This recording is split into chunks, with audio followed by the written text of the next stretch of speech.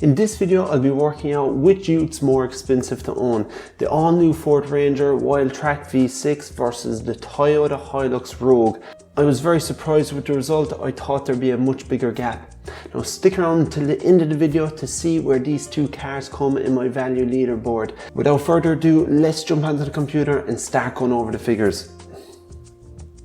If you are new to my channel, I'll quickly go over my spreadsheet. Step 1, we've got car depreciation, running costs and finance. Step 2, we've got fixed costs, and step 3, we've got dimensions, weight and performance. Now, I go into quite a lot of information in this video. I like to explain where I get the figures from. I totally understand that this isn't everyone's cup of tea. That's why I have a progress bar here so that you can jump ahead at any point. Now, starting off at step 1, both cars come with a 5-year manufacturer warranty. The internet tells me that they're both getting the exact same litres per 100 kilometers. That's pretty impressive coming from the Ranger, considering it's a V6. Car purchase price, the Toyota Hilux is $3,194 more expensive than the Ranger. Now moving on to car sale price. Currently, a Wildtrak with similar kilometers is selling for around $54,990, meaning they've depreciated by 23% over 5 years. I was expecting this percentage to be much higher, but go figure.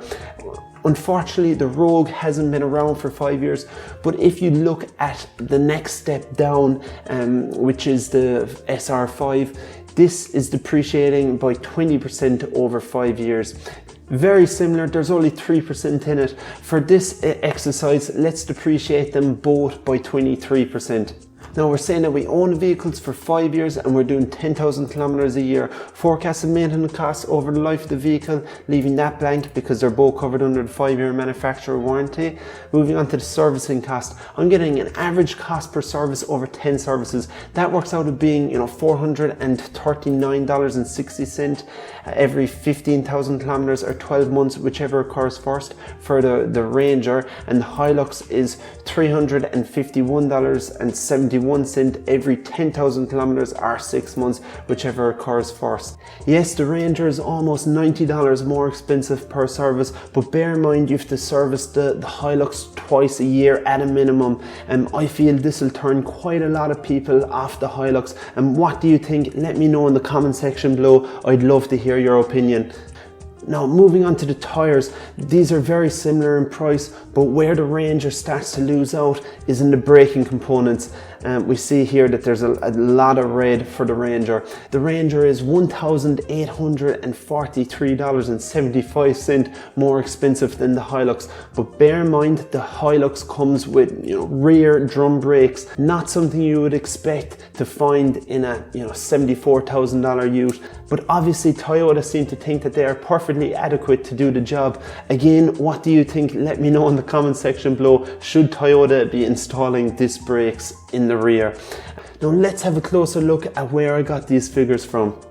We see here that Ford are charging $160 per hour for labor and Toyota are charging $154 per hour. Here we've got the components costs. I'm allowing 1 hour to change the pads and 2 hours to replace the discs. This is our total labor cost, and this is components plus labor. The next video that I'm working on is the total cost of ownership of the Corvette C8. If this is something that would interest you, subscribe now so that you don't miss it. Moving on to finance, we're going to leave opportunity cost and finance blank for now. I'll come back to this later in the video. Step 2, we've got fixed cost per year.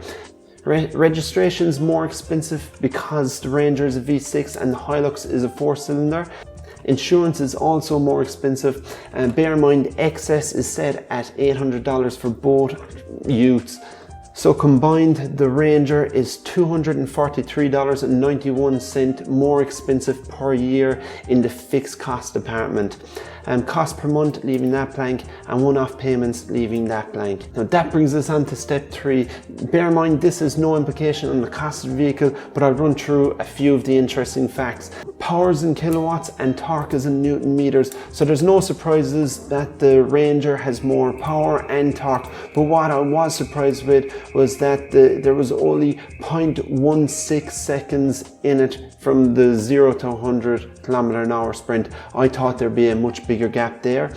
The Ranger is longer, wider, and 13 mil lower than the Hilux. It also weighs an extra 58 kilos more, not much at all. Now the moment that we've all been waiting for, the total cost of ownership over 5 years doing 10,000 kilometers a year is, drumroll,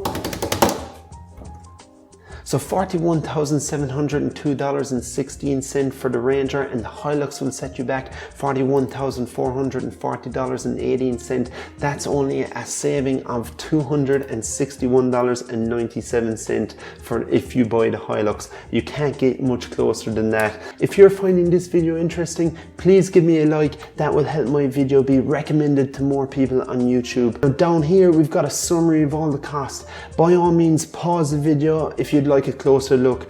Now let's say that we're driving 5,000 kilometers a year.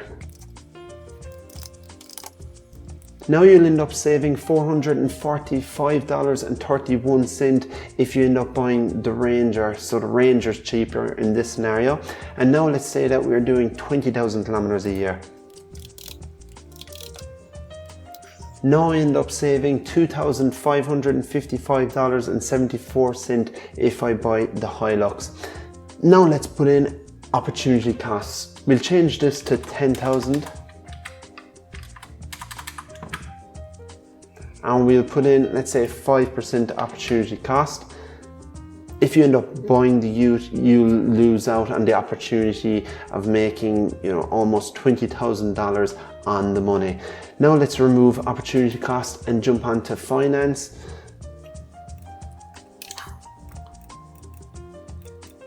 So we're going to say that we're getting 100% finance, so down payment $0 over 5 years. The Ranger's costing $351.29 a week, and the Hilux is costing $367.10. This is how much interest you'll be paying over the course of the loan, the 5 years. This is how much it'll be costing you per week on average. Now let's see where these cars come in my value leaderboard. So the Toyota Hilux Rogue sits in 11th position, right behind the Tesla Model Y, and the Ford Ranger Wildtrak V6 is in 12th position. These figures are based on traveling 13,000 kilometers a year, which is the average distance that we travel here in Australia, and I'm leaving out finance and opportunity costs, so I'm buying the vehicle outright. If you want a closer look at any car in particular, by all means check out their video. Please subscribe now so that you don't miss out on future videos to come, and thanks for watching. Hope to see you all again soon. Bye for now.